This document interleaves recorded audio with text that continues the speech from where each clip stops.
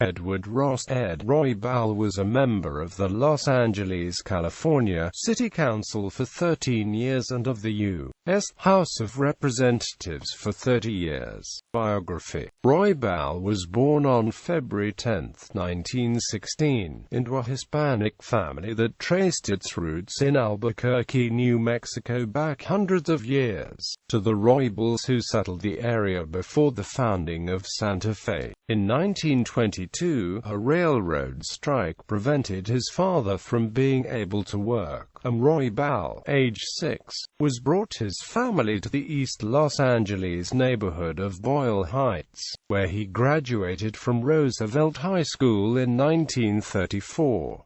After graduation, Roybal joined the Civilian Conservation Corps. After serving in the CCC, Roybal studied business at UCLA and law at Southwestern University. He served a stint in the Army, where he worked as an accountant for an infantry unit. On January 8, 2001, he was presented with the Presidential Citizens Medal by President Bill Clinton. Roybal died of respiratory failure complicated by pneumonia at the age of 89 on October 24, 2005, at Huntington Hospital in Pasadena. He was survived by his wife, Lucille, and children Lucille Roybal, Allard, Lillian Roybal Rose, and Edward Roybal Jr. A funeral service was held at the Cathedral of Our Lady of the Angels, and burial was at Calvary Cemetery, East Los Angeles.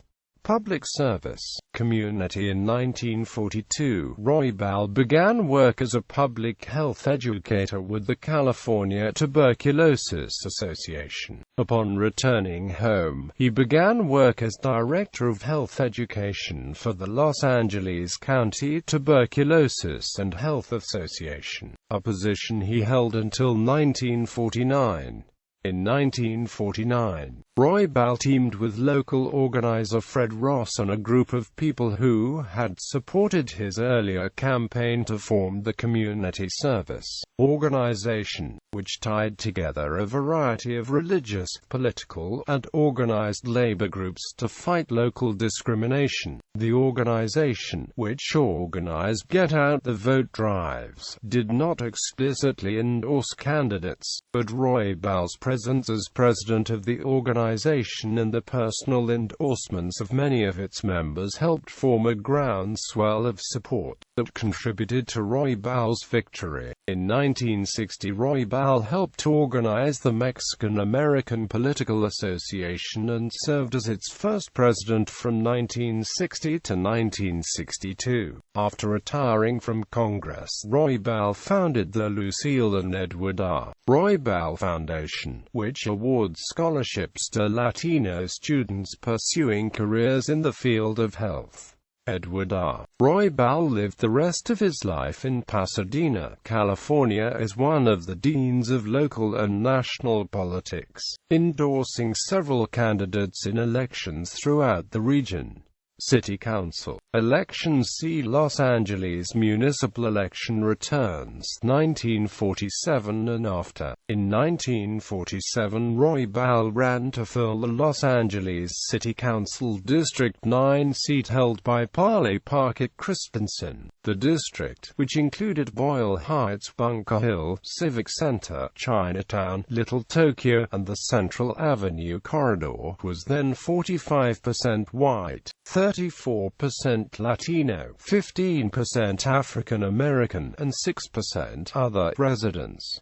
Roybal placed third in a field of 5. In 1949, though, he defeated Christensen in the runoff election for a 2-year term. He was re-elected in every vote thereafter until leaving office in 1962 after 13 years. He was president pro tempore in his last term. Positions. Roybal was noted as often the spokesman for minority groups in the city council and recognized leader of East Side minority groups. Quote, he was also seen as a consistent supporter of subsidized low-cost public housing.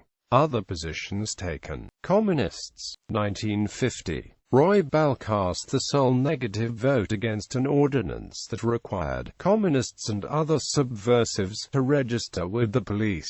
He told the council he believed he was signing a political death warrant with his vote, adding that the law places every citizen and organization at the mercy of any biased crackpot who may decide to report the matter to the police department is subversive. Juveniles, 1950. The council adopted a motion by Don A. Allen asking the police department what was being done to enforce curfew laws. Allen said it was his opinion that if policemen were equipped with a good old-fashioned hairbrush, which could be applied to some of these kids, there might be a lessening of juvenile crime. But Roybal disagreed, noting that most of the hoodlums were over 21 and recommending closer cooperation by the police with agencies dealing with youth problems. Rabies, 1953. He and his Public Health and Welfare Committee supported proposed legislation requiring all dogs to be vaccinated against rabies. Dodgers, 1957. Roybal was opposed to the use of Chavez Ravine as a Major League Baseball stadium, claiming that Chavez Ravine is the worst place in the world for a baseball park. Quote, he favored Wrigley Field. Employment, 1958. He voted in favor of establishing a Fair Employment Practices Commission for the city. The bid lost on a 7-7 tie vote. Bunker Hill, 1959. Roybal threatened a filibuster when the council would not accede to a request he made for monthly reports on the fate of residents evicted from Bunker Hill to make room for a massive improvement project. Apology, 1960. Before and during a city council meeting, he demanded an apology from Police Chief William H. Parker for Parker's having condemned some Latino residents of East Los Angeles as not too far removed from the wild tribes of the inner mountains of Mexico. I don't think you can throw the genes out of the question when you discuss the behavior patterns of people. Parker made the statement at a hearing before the U.S. Commission on Civil Rights. He refused to apologize but said that the word wild was ill-advised. Statewide during his time in the city council, Roybal, as a prominent young Democrat, received encouragement to run for higher office.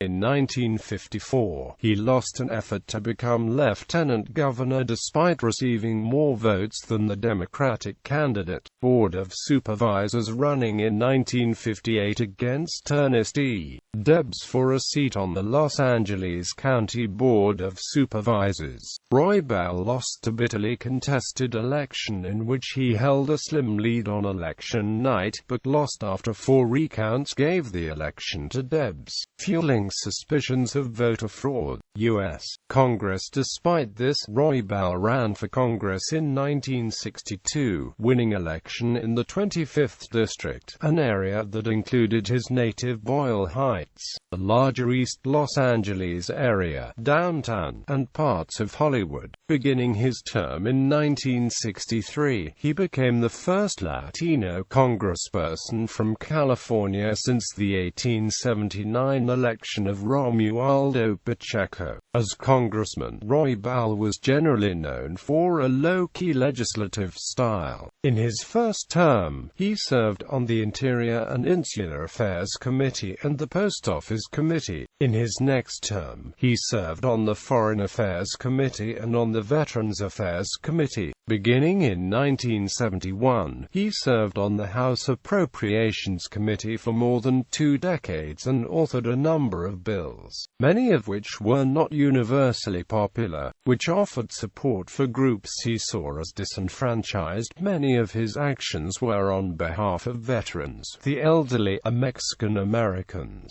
In 1967, he wrote the first bill giving federal support to bilingual education, creating specialized language instruction for immigrant populations. As chairman of the House Select Committee on Aging, he led a successful campaign to restore $15 million in funding the low-cost health programs for senior citizens and an expanded public housing program for seniors. In 1982, he worked to preserve the Meals on Wheels program and veterans' preferences in hiring. In the early 1980s, against the wishes of many of his own constituents, he argued for expanded funding for AIDS research. In 1976, he became a founder of the Congressional Hispanic Caucus and later co-founded the. In 1986, as chair of the Congressional Hispanic Caucus, he led the unsuccessful opposition to the Simpson-Mazzoli Act. In 1978, Roybal was involved in a vote-buying investigation known as the Koreagate scandal, in which he failed to properly report to the House Ethics Committee a gift of $1,000 from a South Korean lobbyist, Tongsun Park. During the investigation by the Ethics Committee, Roybal mistakenly stated he had never met Park. Park later testified that he had met Roybal 4 years earlier for less than 2 minutes, and that he hardly remembered the man. Roybal, though, voted against every bill that would have benefited Park, thus discrediting allegations of a vote-buying scheme. Requests by Hispanic leaders, and testimony by Representatives Ronald Dellums and Philip Burton as to the facts of the case, as well as many representatives who spoke against the Ethics Committee recommendation for censure, resulted in the potential censure being reduced to a reprimand.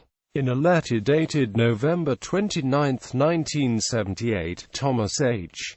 Henderson, Jr., chief of the Public Integrity Section, stated that the House Committee found that this change of testimony and other facts testified to on April 25, 1978, concerning the incident was not intentionally untruthful as originally charged. Undeterred, Roybal ran for re-election the same year and won 70% of the vote.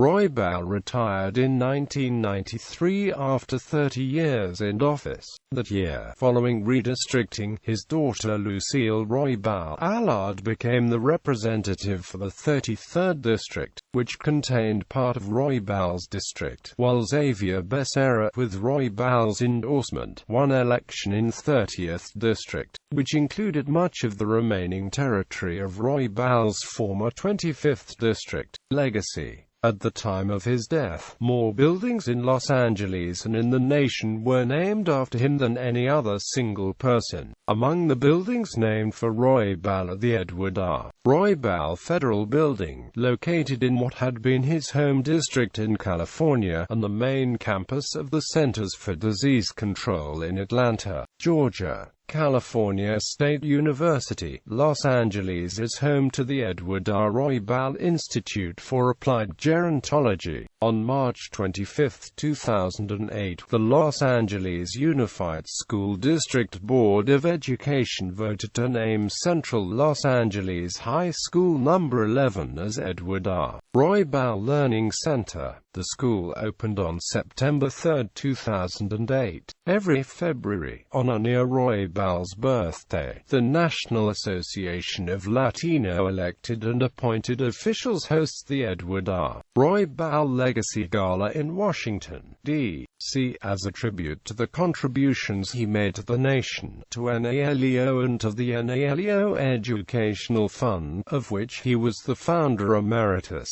The Metro Gold Line Edward R. Roybal Línea de Oro East Side Extension opened in November 2009. It runs through East Los Angeles from Union Station to Atlantic. He was awarded a posthumous Presidential Medal of Freedom by President Barack Obama on November 24, 2014. Citations